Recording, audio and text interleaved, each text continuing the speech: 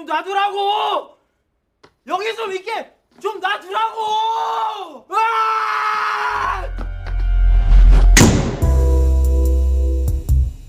Assalamualaikum brother, annyeonghaseyo, jaljenissoyo. Kembali lagi bersama saya Robert yang selalu menemani kegabutan Anda.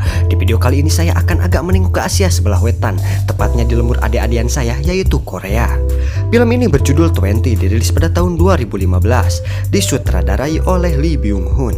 Film ini bercerita tentang 3 orang pria yang menjalin persahabatan sejak SMA setelah mereka bertiga menyukai seorang wanita yang sama. Oke Brad, tanpa banyak kadi-tukadi dari awal karena saya ada jadwal ngusep bersama Mang Bule hari ini, maka langsung saja sikat Mang Beng.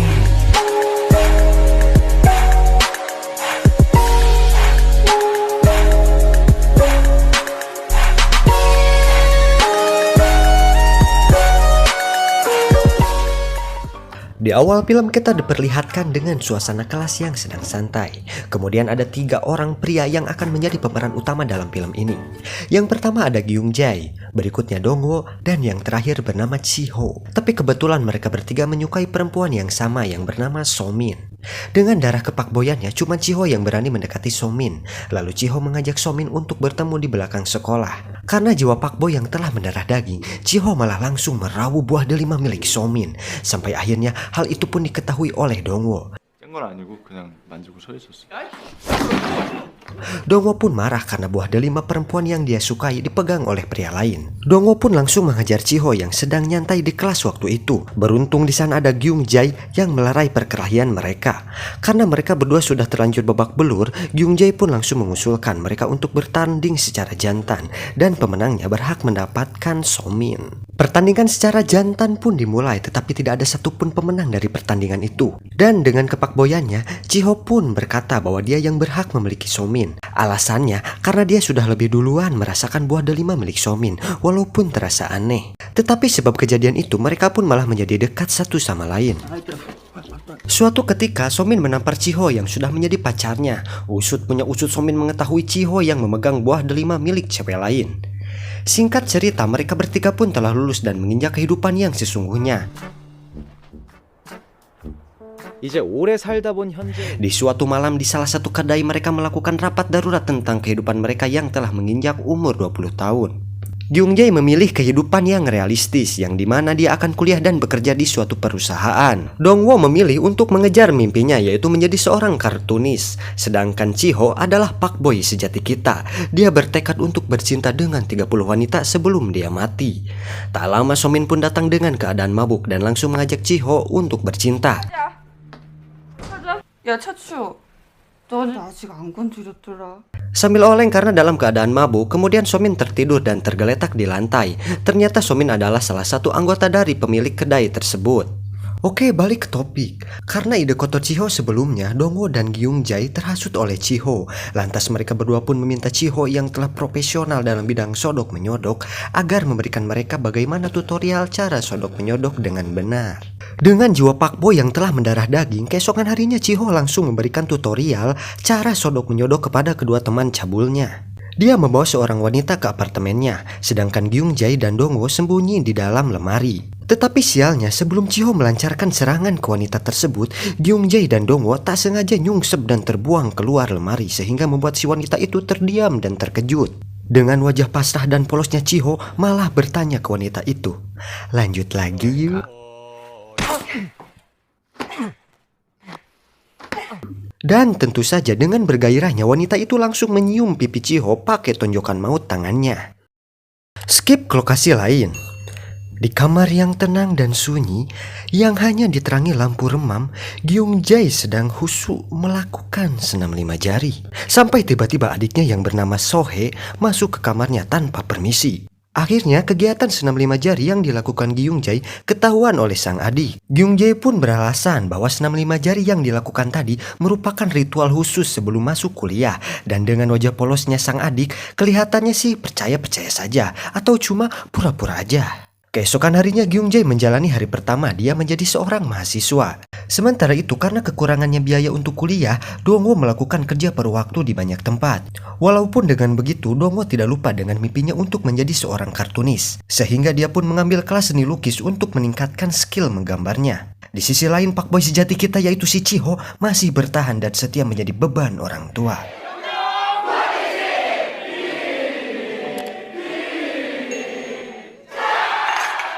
Suatu hari Gyung-jae sedang mengikuti pesta penyambutan mahasiswa baru. Dalam acara itu dia minum sampai oleng.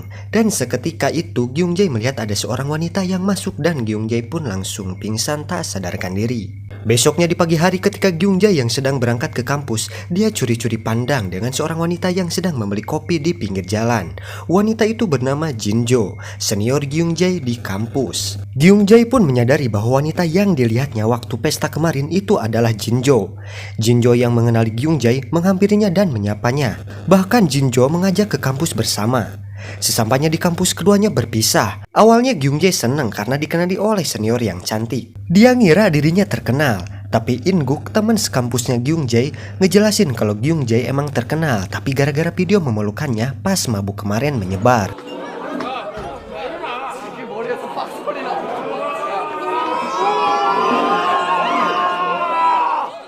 Sementara itu Sohee yang sama-sama mengambil kelas lukis dengan Dongwo dengan santainya bercerita tentang kakaknya yang kepergok olehnya sedang melakukan senam 5 jari. Sohee pun menggoda habis-habisan Dongwo apakah dia juga nyoli sama kayak kakaknya.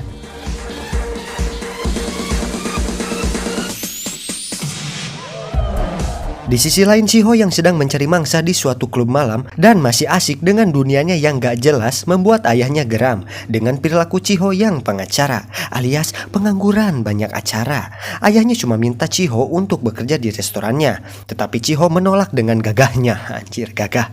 Akhirnya sang ayah pun memutuskan untuk menyetop uang jajan Chiho. Chiho pun merengek dengan menjijikan. Chiho yang gak mau uang jajannya macet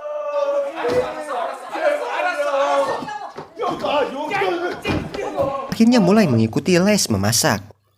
Sementara itu Gyung-jae mulai mendekati Jinjo dengan modus ingin belajar investasi. Tapi Jinjo malah mengajak investasi waktu, yaitu dengan menemani dia jalan-jalan sampai larut malam. Suatu hari mereka bertiga naik mobil bersama. Pas di lampu merah Chiho melihat wanita yang menggemaskan. Chiho pun memberikan tutorial merayunya kepada kedua teman cabulnya. Entah terlalu bersemangat atau boloho, si Chiho pun menginjak gas dan menabrak wanita itu.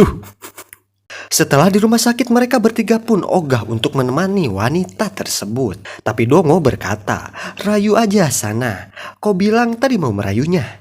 Chiho pun dengan semangatnya bergegas masuk ke rumah sakit untuk menemui wanita itu. Wanita menggemaskan yang bernama Eunhye itu langsung mengajak Chiho ke lokasi syuting dan berpura-pura untuk menjadi manajernya.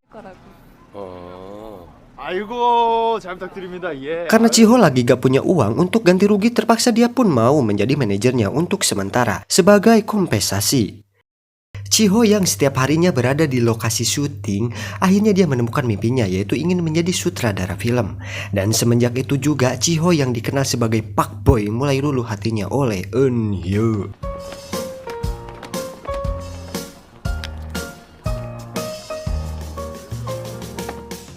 Singkat cerita mereka bertiga mulai menjalani aktivitas masing-masing. Chiho mulai sering menghabiskan hari-harinya bersama Eunhye. Gyung-jae makin lebih dekat dengan Jinjo, begitupun dengan Dongwo yang semakin akrab dengan dede gemes Sohee. Kyokta. Suatu hari Dongwo berlari ke rumah sakit karena menerima kabar dari adiknya bahwa ibunya masuk ke rumah sakit. Di sana dia bertemu dengan kakeknya. Nah, kakeknya nyaranin dong untuk bekerja di pabriknya dan menjadi penerusnya kalau dia udah pensiun.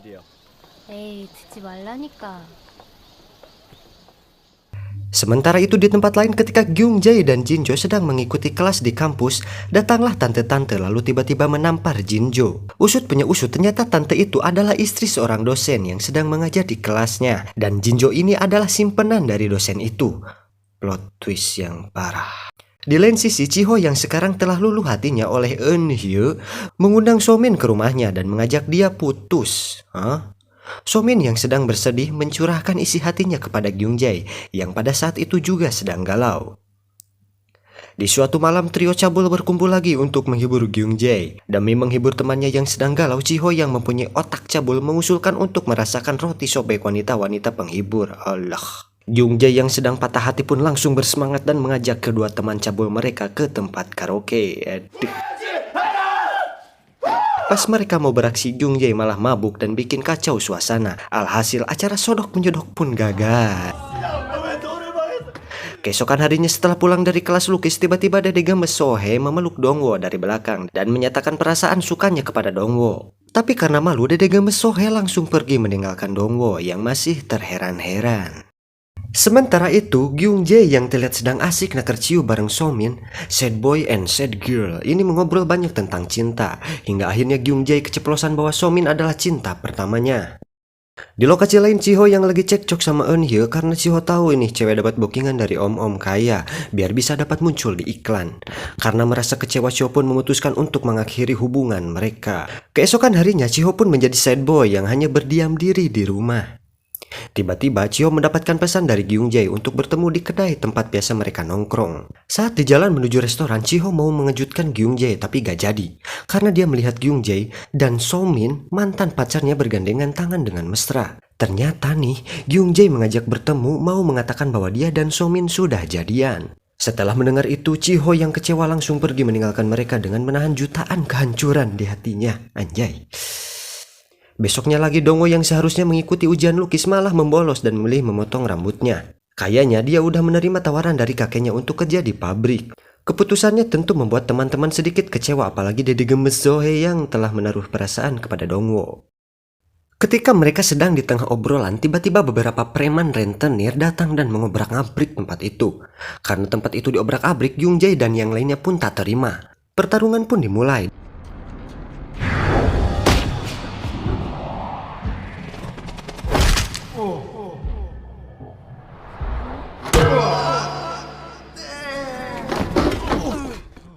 Dan pastinya mereka berakhir babak belur.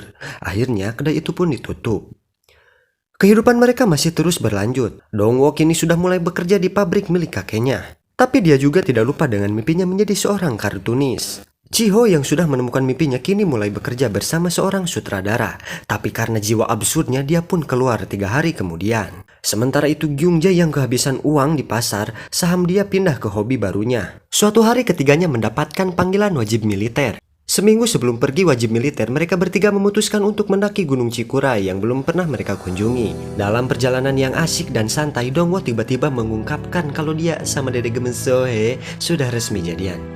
Ngedengar itu, Gyung Jae sang kakak Dede Gemes Sohe pun marah mengejar Dongwo dan film pun berakhir. Musuh itunya udah kan terakhir. Memiliki passion digambarkan sebagai hal yang cukup penting dalam film ini, sehingga dengan begitu hidupmu lebih bergairah dan terarah. Dari ketiga sahabat itu, Chiho tergolong orang yang sedikit lama menemukan jalan hidupnya dibanding 2 kawan yang lainnya. Gak berhenti di situ, rupanya penting bagi kita untuk berkompromi dengan realitas. Dongwo misalnya, ia memiliki passion yang jelas. Ia bahkan menempuh kelas lukis untuk fokus pada pengembangan skill berkomiknya. Namun kondisi keluarga membuat ia melakukan pilihan lain. Namun ternyata berkompromi dengan realitas gak selamanya buruk. Bagi Dongwo, ia tetap bisa mencoba memperbaiki kondisi ekonomi keluarga sembari mengejar mimpinya menjadi seorang kartunis. Film ini bisa jadi gambaran dan refleksi mengenai masa depan. Apa yang ingin kamu lakukan secara serius dalam hidupmu? Kita diajak bertanya ulang, apa passion dalam hidupmu? Oke Brad, mungkin itu saja pembahasan alur singkat film ini. Saya Robert beserta jajaran tim Al Movie mengucapkan Evkaristo.